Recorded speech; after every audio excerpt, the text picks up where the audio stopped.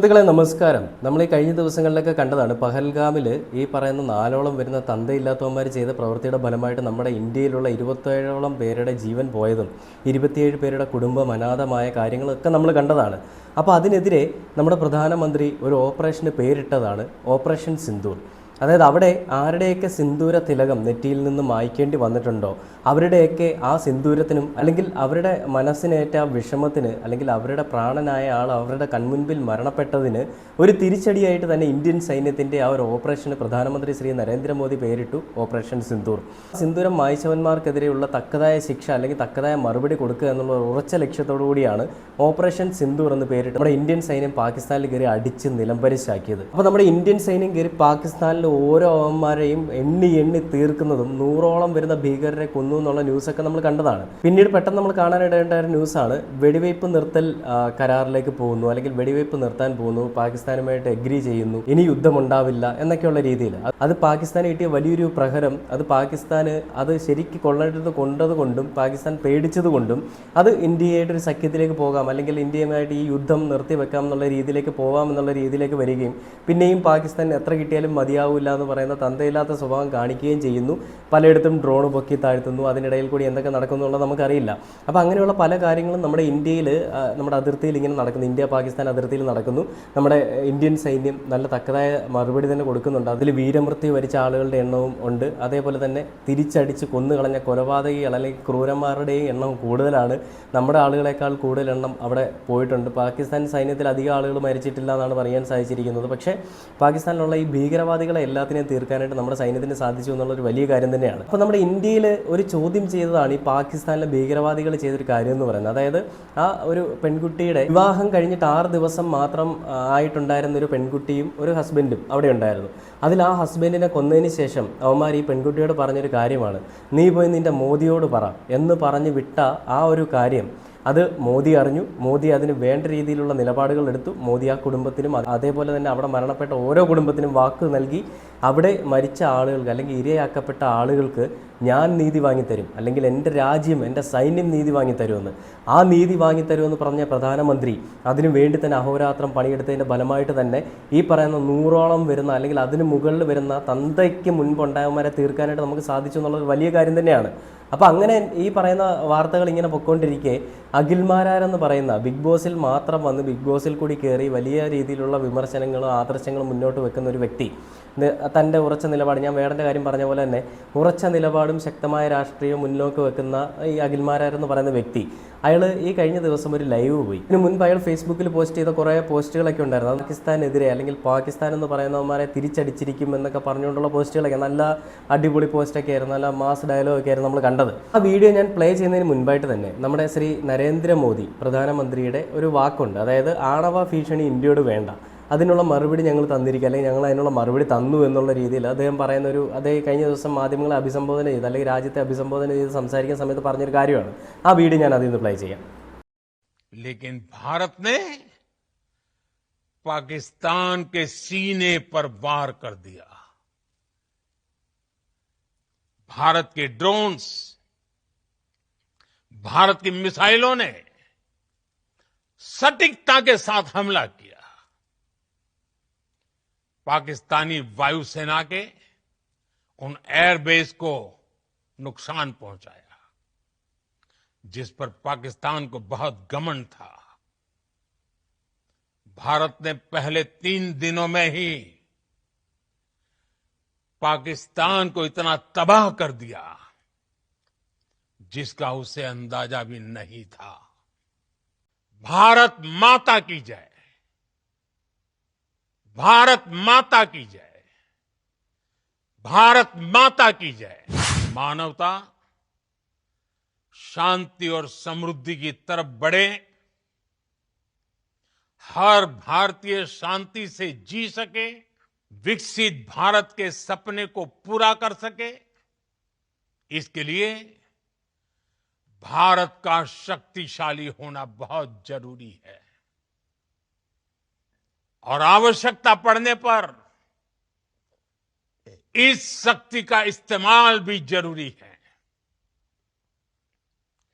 और पिछले कुछ दिनों में भारत ने यही किया है। मैं एक बार फिर भारत की सेना और सशस्त्र बलों को सैल्यूट करता हूं। हम भारतवासी के हौसले,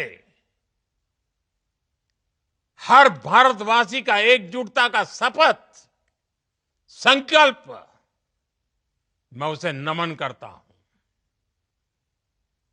बहुत बहुत धन्यवाद। भारत माता की जय। കണ്ടില്ലേ? അതിനുശേഷം പ്രധാനമന്ത്രി നരേന്ദ്രമോദി പറയുന്നൊരു കാര്യമുണ്ട്, സഹോദരിമാരുടെ സിന്ദൂരം മായ്ക്കാൻ ശ്രമിച്ചാൽ ഞങ്ങൾ എന്ത് മറുപടിയാണ് തരാൻ പോകുന്നത്, അല്ലെങ്കിൽ ഞങ്ങൾ എന്താണ് തിരിച്ച് ചെയ്യാൻ പോകുന്നത് എന്നുള്ളത് നിങ്ങൾ കാണട എന്നുള്ള രീതിയിൽ അദ്ദേഹം പറയുന്നൊരു വാക്കുണ്ട്. അതോടൊന്ന് പ്ലേ ചെയ്യാം.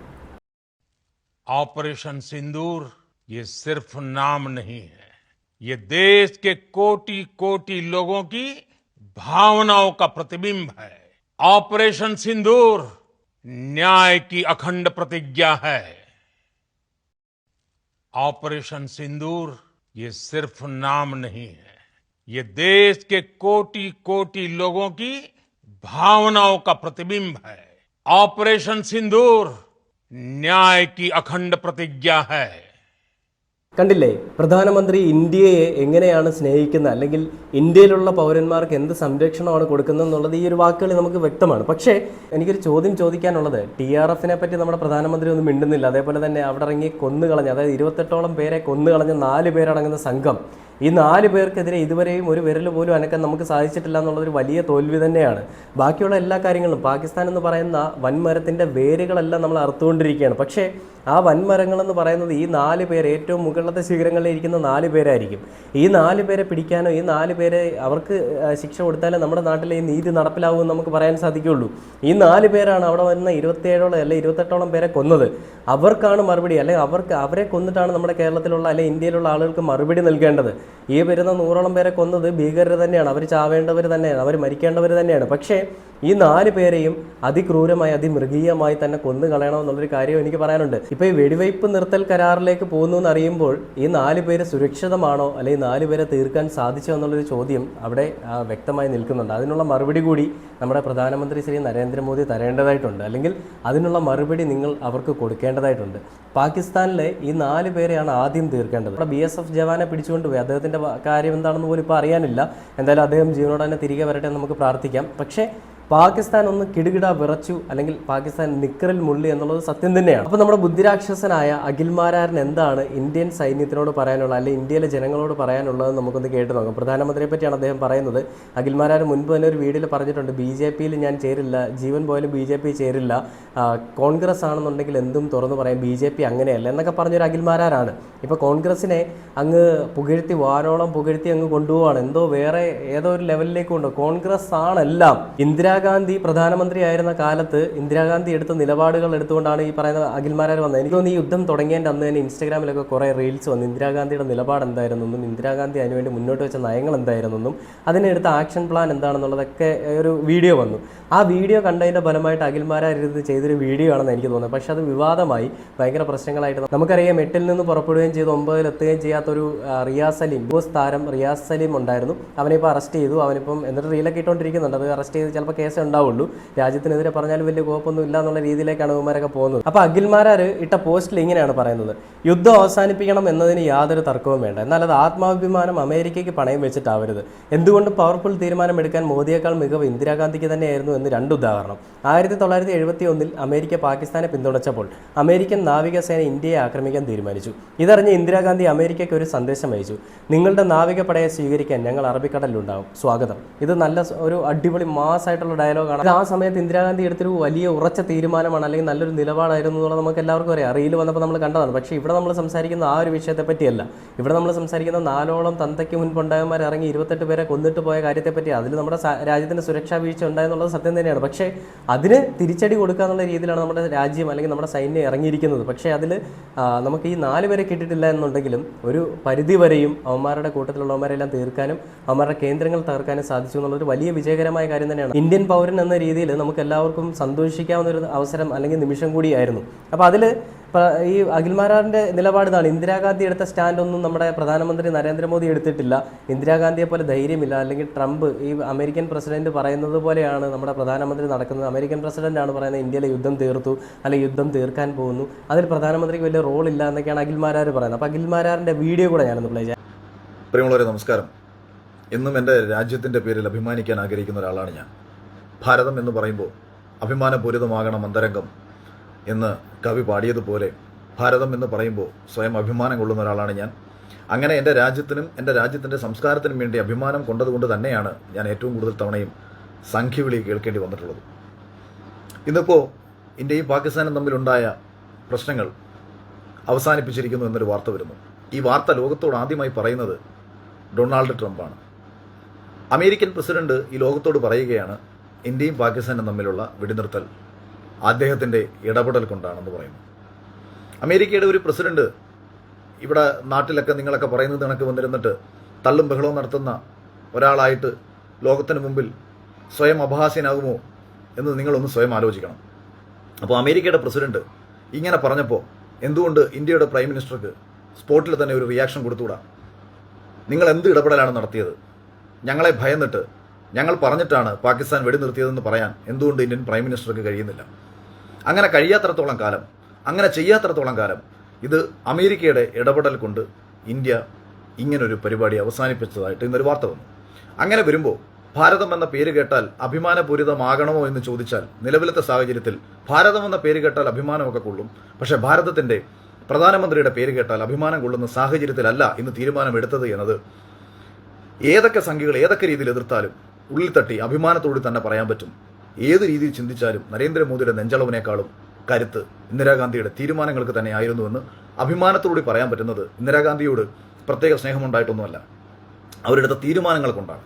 ആരുമില്ലാതിരുന്നൊരു സമയത്ത് അമേരിക്ക ഇന്ത്യക്കെതിരെ യുദ്ധം പ്രഖ്യാപിക്കുമെന്ന് പറഞ്ഞ സമയത്ത് ഇവൻ പോയിട്ട് നെഞ്ചിൻ്റെ അളവെടുത്തിട്ടുണ്ടോ? ഇവൻ ആര് മെഷർമെന്റ് എടുക്കുന്ന മെഷർമാനോ? ആണോ ഉണ്ടോടോ അഖിൽമാരാരെ നിനക്ക്? നീ പറയുന്ന വാക്കുകൾ വിശ്വസിക്കുന്ന സമൂഹത്തിൽ ഒരു കൂട്ടം ആളുകളുണ്ട്. അവർക്കിടയിലേക്ക് നീ പറയുന്ന വിദ്വേഷ പരാമർശം നടത്തുകയാണ്. ഈ രാഷ്ട്രീയം കലർത്തി ചേർത്തുകൊണ്ട് നമ്മുടെ ഈ രാജ്യത്ത് നടന്ന ഈ തന്തയില്ലായ്മ അല്ലെ കൊള്ളരുതായ്മ ചോദ്യം ചെയ്യുന്ന സമയത്ത് അഖിൽമാരാർ വന്നിട്ട് പറയാണ് പ്രധാനമന്ത്രി നരേന്ദ്രമോദിക്ക് ഇത് ചെയ്യാനുള്ള കഴിവില്ല, അതിന് നെഞ്ചളവില്ല, അല്ലെങ്കിൽ മനക്കരുത്തില്ല. അത് പറയാൻ നീ ആരാണ്? പ്രധാനമന്ത്രി BJP എന്ന് പറയുന്ന ഒരു പ്രസ്ഥാനത്തിൽ ഇരിക്കുന്ന പ്രധാനമന്ത്രി, ആ പ്രധാനമന്ത്രി BJP-യിലായതുകൊണ്ടായിരിക്കും അഖിൽമാരാറിനെ കുരുപൊട്ടുന്നത്. അഖിൽമാരാർ എനിക്ക് തോന്നി ഈ പറയുന്ന കോൺഗ്രസ്സുകാരെന്തെങ്കിലും കൊടുക്കാമെന്ന് പറഞ്ഞാണ് അത് വാങ്ങിച്ച് നക്കിയിട്ടായിരിക്കും അഖിൽമാരാർ ഈ ഡയലോഗ് അടിക്കുന്നത്. എടാ അഖിൽമാരാരെ, ഒരു രാജ്യത്തൊരു സംഭവം, ഒരു പ്രശ്നം നടക്കുമ്പോൾ ആ പ്രശ്നത്തിനെ പറ്റി സംസാരിക്കാൻ വന്നിരിക്കേണ്ട സമയത്ത് നീ വന്നിരുന്നിട്ട് അവിടെ BJP, UDF അല്ലെങ്കിൽ LDF എന്നുള്ള രീതിയിലേക്ക് അതിനെ രാഷ്ട്രീയവൽക്കരിക്കാൻ നോക്കുമ്പോൾ എന്ത് ഇന്ത്യൻ പൗരനാണ് നീ? നിനക്ക് നാണമുണ്ടോ? നിലപാടുകളിലെല്ലാം എല്ലാവരും ഇരുന്നൊരു കാലഘട്ടമുണ്ട്. അല്ലെങ്കിൽ നിന്റെ നിലപാടുകൾ കേൾക്കുമ്പോൾ അംഗീകരിക്കുന്ന ഒരു കൂട്ടം ജനതയുണ്ട് കേരളത്തിൽ. ആ ജനങ്ങൾക്കിടയിൽ നീ ഇത് പറയുമ്പോൾ അവർ വിശ്വസിക്കുന്ന ഇതാണല്ലോ സത്യമെന്നാണ്. നിന്റെ കമന്റ് ബോക്സിൽ നിറയെ അതാണ്. അഖിൽമാരാർ പറഞ്ഞ 100% ശരിയാണ്. എന്ത് ശരി? ഇന്ദിരാഗാന്ധി എടുത്ത നിലപാട്, ഇന്ദിരാഗാന്ധി അന്നത്തെ സമയത്ത് എടുത്ത നിലപാട് കറക്റ്റ് തന്നെ, വ്യക്തം തന്നെയാണ്. പക്ഷേ ഇവിടെ എടുക്കേണ്ട നിലപാട് ഇത് തന്നെയായിരുന്നു. പക്ഷെ അത് ഡൊണാൾഡ് ട്രംപ് പറഞ്ഞതിൻ്റെ പേരിൽ യുദ്ധം നിർത്തിയെന്നൊന്നുമല്ല. അത് ഇന്ത്യയും പാകിസ്ഥാനും തമ്മിലുള്ള ഒരു കരാറിൻ്റെ പേരിൽ, അല്ലെങ്കിൽ ഇന്ത്യയും പാകിസ്ഥാനും തമ്മിലുള്ള ഒരു ചർച്ചയുടെ പേരിൽ അത് നിർത്തിയതാണ് പറയുന്നത്.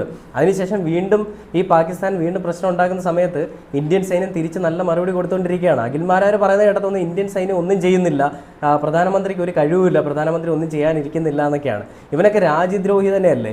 ഇന്ത്യയിൽ ഇത്രയും വലിയ വിപത്ത് നടക്കുമ്പോൾ അതിനെപ്പറ്റി ഒന്നും പറയാതെ, ഒരു വാക്കുപോലും അതിനെപ്പറ്റി സംസാരിക്കാതെ വന്നിരുന്ന് പറയാണ് പ്രധാനമന്ത്രി ചെയ്തത് ശരിയായില്ല, പ്രധാനമന്ത്രി ഇങ്ങനെയല്ല പെരുമാറേണ്ടത്. UDF-നെ പൊക്കി എങ്ങി വെച്ചിരിക്കുകയാണ്. UDF എന്തോ വലുത് ഈ അഖിൽമാരാറിന് കൊടുക്കുമെന്ന് പറഞ്ഞിട്ടുണ്ട്. ഞാൻ ആദ്യം പറഞ്ഞ എന്തോ മേടിച്ച് നക്കിയിട്ട് പിന്നീട് ഈ ഡയലോഗ് അടിക്കാൻ വന്നിരിക്കുന്നതാണ് ഈ അഖിൽമാരാരുടെ ബാക്കി വീഡിയോ ഒന്ന് കണ്ടുപോകാം. വരൂ, ഞങ്ങൾ അവിടെ അറബിക്കടലിൽ നിങ്ങൾക്കായി കാത്തിരിക്കുന്നു എന്ന് അമേരിക്കൻ നാവികസേനയ്ക്ക് മെസ്സേജ് അയച്ച ഇന്ദിരാഗാന്ധിയുടെ പവർഫുൾ ആയിട്ടുള്ള തീരുമാനം. അവരൊരു തെരഞ്ഞെടുപ്പ് പ്രചരണ വേളയിൽ പ്രസംഗിച്ചുകൊണ്ടിരുന്ന സമയത്താണ് ഇന്ത്യയുടെ സൈനികരെ കൊന്നു എന്ന വാർത്ത അവരിലേക്ക് എത്തുന്നത്. ആ സമയത്ത് India declare war against Pakistan എന്ന് പറയാൻ ആത്മധൈര്യം കാണിച്ച ഒരു പ്രധാനമന്ത്രി.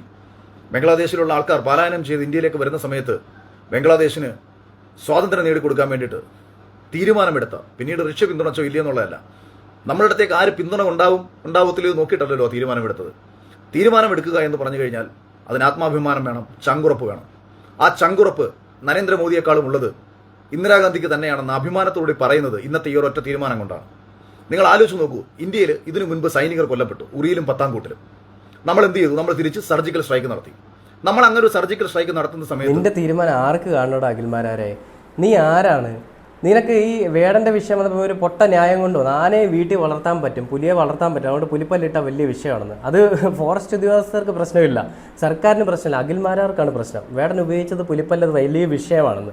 രാജ്യത്തൊരു സംഭവം നടക്കുമ്പോൾ അതിനൊപ്പം നിൽക്കേണ്ടതിന് പകരം മാറി നിന്ന് രാജ്യത്തിനെയും രാജ്യത്തിലെ പ്രധാനമന്ത്രിയും കുറ്റം പറയുന്ന ഇവരെ പോലുള്ളവന്മാരെ, ഇവന്മാരാണ് പാകിസ്ഥാൻ, കേരളത്തിലെ പാകിസ്ഥാനികൾ ഇവന്മാരൊക്കെയാണ്, ഈ അഖിൽമാരെ പോലുള്ളവന്മാരാണ്. ഇവന്മാരെ പോലുള്ളവന്മാർക്കെതിരെ തക്കതായ മറുപടി കൊടുക്കുക തന്നെ വേണം. കേരളത്തിൽ ഇരുന്നുകൊണ്ട് അല്ലെ ഇന്ത്യയിൽ ഇരുന്നുകൊണ്ട് ഇന്ത്യക്കെതിരെ സംസാരിക്കുന്ന അല്ലെ ഇന്ത്യൻ പ്രധാനമന്ത്രിക്കെതിരെ സംസാരിക്കുമ്പോൾ ഇവൻ എന്ത് ലോജിക്കാണ്, അല്ലെങ്കിൽ ഇവൻ എന്ത് വ്യക്തിത്വമാണുള്ളത്? ഇന്ദിരാഗാന്ധി അന്ന് മാസ് അടിച്ച് നിന്ന പോലെ ഇവിടെ ഇപ്പോൾ മാസ് അടിച്ചുകൊണ്ട് നിൽക്കാനൊന്നും പറ്റില്ല. ഇവിടെ കൊല്ലപ്പെട്ട കുടുംബത്തിന് നീതി വാങ്ങി കൊടുക്കാനാണ് പ്രധാനമന്ത്രി രാജ്യവും നമ്മുടെ രാജ്യത്തിന്റെ സൈന്യവും നിൽക്കുന്നത്. ആ നീതി എത്രയും പെട്ടെന്ന് വാങ്ങി കൊടുക്കുക എന്നുള്ള രീതിയിൽ തന്നെയാണ് നമ്മുടെ സൈന്യം അങ്ങോട്ടേക്ക് കയറിപ്പോയത്. അത് അവർ വേണ്ട രീതിയിൽ ചെയ്യുകയും ചെയ്തു. പക്ഷേ അഖിൽമാരാർ പറയുന്നത് കേട്ടാൽ ഈ പ്രധാനമന്ത്രി അങ്ങനെ നിലപാടെടുത്തില്ല, നിലപാടുകളിലൊന്നും വലിയ കാര്യമൊന്നുമില്ല, ശക്തമായ മറുപടി കൊടുക്കുക. നമ്മളിപ്പോൾ ഒരു ചെറുവിരൽ അനക്കിയിട്ടേ ഉള്ളൂ. ആ ചെറുവിരൽ അനക്കിയപ്പോൾ തന്നെ അവന്മാർ പേടിച്ചു. അപ്പോൾ ഈ ബാക്കിയുള്ള 5 വിരലും അനക്കിയാലോ? അപ്പോൾ അവന്മാർ പേടിച്ച് മുള്ളും. ആ മുള്ളിൽ ഇപ്പം തന്നെ നമ്മൾ കണ്ടു മുള്ളി. ഇനി അവന്മാർ ആത്മഹത്യ ചെയ്യാന്നല്ലാതെ വേറൊരു നിവൃത്തിയില്ല. അപ്പോൾ ഇന്ത്യയിലെ പ്രധാനമന്ത്രിയോട് നീ പോയി പറ, മോദിയോട് നീ പോയി പറയാമെന്ന് ആ പെൺകുട്ടിയോട് പറഞ്ഞതിൻ്റെ പേരിൽ തന്നെ മോദി അതിന് ശക്തമായ മറുപടി കൊടുക്കുന്ന രീതിയിൽ അവന്മാരിൽ 100ഓളം വരുന്ന അല്ലെ 200ഓളം വരുന്ന തന്തയില്ലാത്തവന്മാരെ കൊന്നു കളഞ്ഞു. അത് ഇനിയും ആവർത്തിക്കുകയെ ചെയ്യും. അഖിൽമാരാർ പറയുന്നത് പോലെ, ഇന്ദിരാഗാന്ധി പറഞ്ഞതുപോലെ ഒന്നും ഇവിടെ പറഞ്ഞുകൊണ്ടിരിക്കാൻ പറ്റില്ല. അഖിൽമാരാരെ ഇവിടെ ചെയ്യേണ്ട കാര്യങ്ങൾ ചെയ്യണം, പറഞ്ഞുകൊണ്ടിരുന്നിട്ട് കാര്യമില്ല. അതുപോലെ തന്നെ പ്രധാനമന്ത്രി ചെയ്യേണ്ട കാര്യങ്ങൾ ചെയ്യിപ്പിച്ചു. അതിൻ്റെ ഫലമായിട്ട് ഈ പറയുന്ന തന്തയില്ലാത്തവന്മാർക്കുള്ള മറുപടി കിട്ടി. അവന്മാർ പേടിച്ച് വരുന്നുണ്ട് എന്നുള്ളതിൽ യാതൊരുവിധ സംശയമില്ല. എന്തൊരു കഷ്ടമാണല്ലേ ഇതുപോലെയുള്ളവന്മാരൊക്കെ വന്നിട്ട് ഇങ്ങനത്തെ പ്രസ്താവനകൾ നടത്തുമ്പോൾ. നിനക്കൊക്കെ പാകിസ്ഥാനിൽ പൊക്കൂടെടാ, എന്തിനാണ് ഇന്ത്യയിൽ ഇരുന്നുകൊണ്ട് ഈ പറയുന്ന ഈ പരാമർശം നടത്താൻ പോകുന്നത്? നാണമില്ലാത്തവനെ.